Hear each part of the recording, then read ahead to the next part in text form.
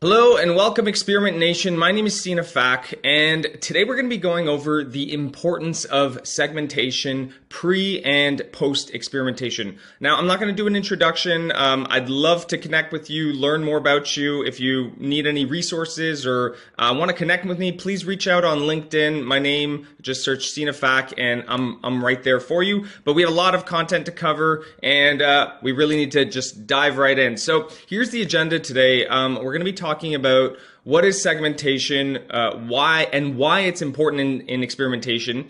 We're going to go over really briefly how to get started with segmentation, how to actually do it, and then we're going to go over 6 actionable ways to segment your audience and cover a few real-world examples of how those segmentations played a part in analysis, research, and experimentation. So, what is segmentation? Now, I mean, everyone understands, when you're segmenting, you're breaking things down into groups. But in my opinion, segmentation in the context of experimentation, it is the starting and ending point to experimentation and experimentation research. So when you're running an experiment, you need to have a specific target audience that you're running the experiment for. In order for your experiment to be effective, you need to know what is the unique group of people and the learning objective that you're trying to get out of the experiment. So understanding the segment that you're digging into is really important. And when you're doing your quantitative research, for example, that'll give you a lot of focus. Where do you focus in your data? How do you break down and look at user behavior or different devices? What are you trying to learn in your data? And that will also guide you in your next step of research. So taking that quantitative data and digging deeper with qualitative. So now you have some insights on a specific group and a high-level understanding of their behavior and key metrics that you're evaluating them based on. And now you can start digging deeper and look at session recordings, heat mapping, user interviews, user testing, and gather deeper insights about that specific audience.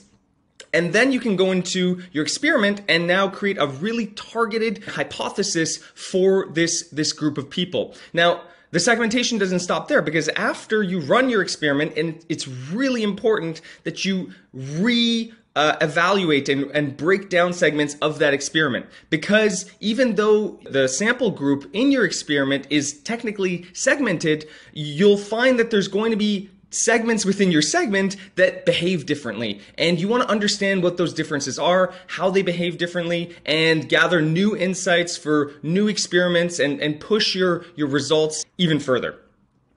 So why does it matter? Really quick and high level, it just focuses your research. When you segment, you know where to look. You know, where am I looking in my data? What do I care about? What are the groups that I want to dig into? It creates better experiments, more targeted experiments, not only for better results, but also better learning. So you're going to come out of the experiment with better understanding, a deeper understanding of your audience, deeper insights that'll, again, help you propel forward and get better results. So how do we do segmentation? The simplest tool is Google Analytics. And Google Analytics has a number of built-in segmentations already within their dashboard. But if you go in, you'll actually see an add segment option where you can actually create much more in-depth, detailed segments. You can combine different segmentation criteria. So you can combine age with location, with device type, and create a really targeted buyer persona for your analysis. So now let's talk about what to segment. We're going to go over 6 different types of segmentation: geographic, demographic, technographic, behavioral, psychographic, and blended persona. My favorite are the last 3, so stay tuned. But let's start with geographic. This is the simplest one. You're breaking down your audience based on country, city, urban, rural locations, based on climate. And you're trying to identify differences between, habits, tastes and preferences, income, culture. Like, for example, someone who lives in a cold climate may behave and have different buying patterns than somebody who lives in a constantly warm climate, right? Or someone who lives in a northern state of the US might be very different than someone who lives in the deep deep south, right? So it's really about breaking down and gaining these insights and running your experiments to understand how should the messaging and the visuals and the offers differ between these geographic locations.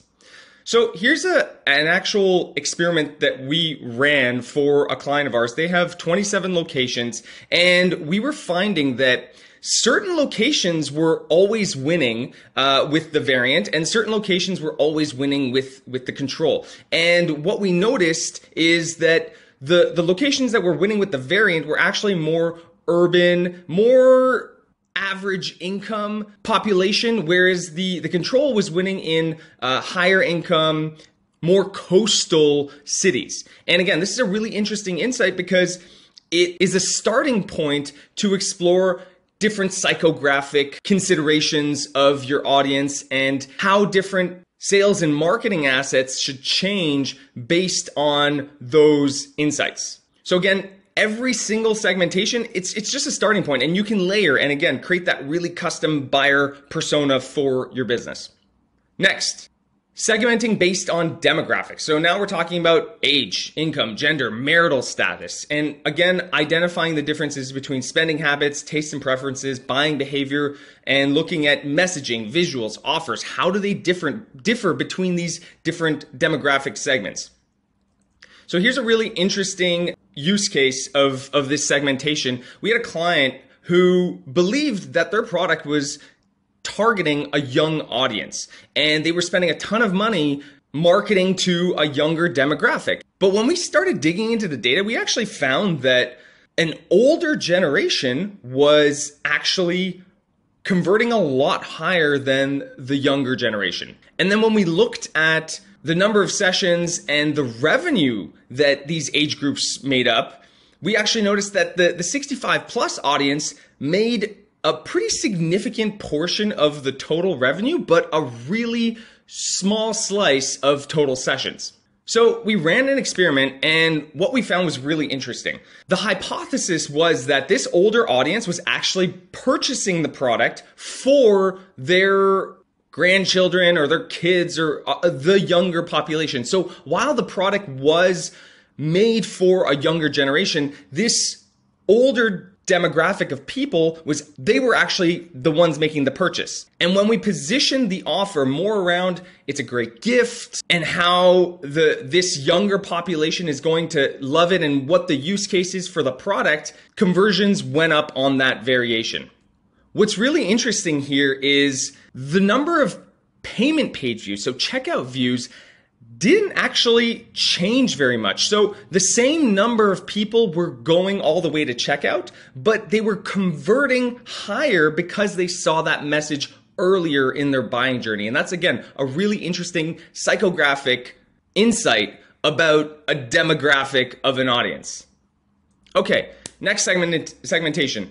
Technographic. So now we're breaking down based on device, browser, screen sizes, and we're identifying opportunities to both fix technical issues hurting user experience, because sometimes with technographic segmentation, you'll find problems that you don't even need to experiment. You just need to go in and fix. It's just a UX issue based on a device. But sometimes you can also break it down and find that, well, maybe you need to tailor that layout or that experience for specific technologies. So here's an example of a segmentation that you don't really need to run an experiment for. We're looking at average page load times and lead conversion rates. And there's a very clear correlation between how long it takes for a page to load and what the conversion rate is. So you don't need to experiment anything here. You just need to go in and fix the slow loading devices. Another example was we had a client who was replatforming to a headless e-commerce solution, and their conversions dropped, but they hadn't made any material changes to the actual design or layout of their website. So when we did the analysis, we actually found that there was a problem with Chrome browsers, and that's what was actually dropping the overall conversion rate of the website. Once again, no need to experiment, you just need to go and fix it.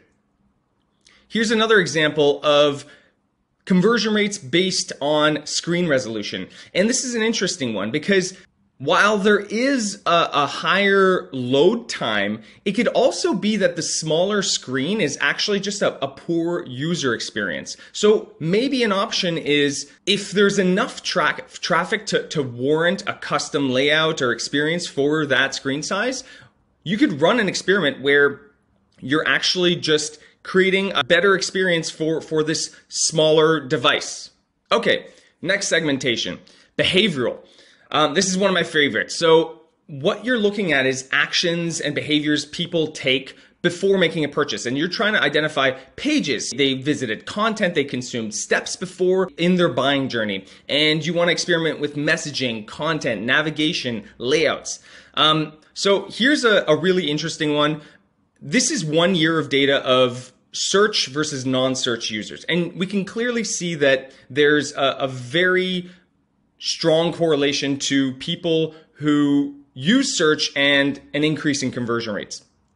So a really simple experiment we ran was, well, let's make search more apparent on the page. And the results were very clear and very apparent in a very short time that making search more accessible actually improved conversion rates for the overall population. But you don't necessarily need to stop there. So making search more accessible is one thing. Then it's, what does the post-search experience look like? How can we make the search results page even better? And you can, again, dig deeper into each one of these experiment insights and really drive improvement on your website.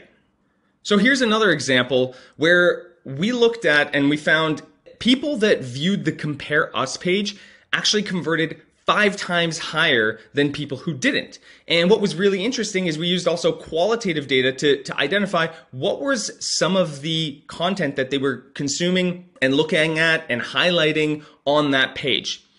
We also noticed that people were dropping off the most to the Compare Us page on the Add to Cart. So here's what we did. We actually removed the navigation bar on the cart page and removed any links to the Compare Us page while adding content that was relevant on the Compare Us page to the cart page. So we reinforced and improved that cart page. And the results were pretty significant. So here we have a roughly 10% lift in conversions on a very, very important page. Your cart is, everybody funnels there eventually. And when you look at the revenue results, it's pretty crazy. An extra $40,000 in 28 days. When you roll this out, we're talking $80,000, almost $1 million a year in additional revenue from a small change and this behavioral insight. So segmentation is really, really powerful for learning about your audience and applying that learning throughout their buying experience. Here's another segmentation I love looking at. It's a little bit trickier, but segmenting based on psychographic. So how does different content, different channels, messaging, experiences, what does that tell us about our customers, who they are, the values, their lifestyles, their interests, their concerns, buying stages? Where are they in their buying journey? And how can we experiment with messaging, visuals, offers, user experience to improve conversion rates? So this is a really old experiment, and I'm sharing it because this was really eye-opening for me. At the time, I believed that all the data that I saw told me the whole story, but it wasn't always true. So I don't have the actual analysis for this because it was so long ago, but here's the situation. This is a air conditioning company. So they're a seasonal business, and they drove a ton of SEO traffic, a lot of organic traffic. And what we noticed with the behavior of the users on the website was that they were visiting like a ton of pages. They were spending a ton of time on the website. And quite frankly, it looked like they were lost.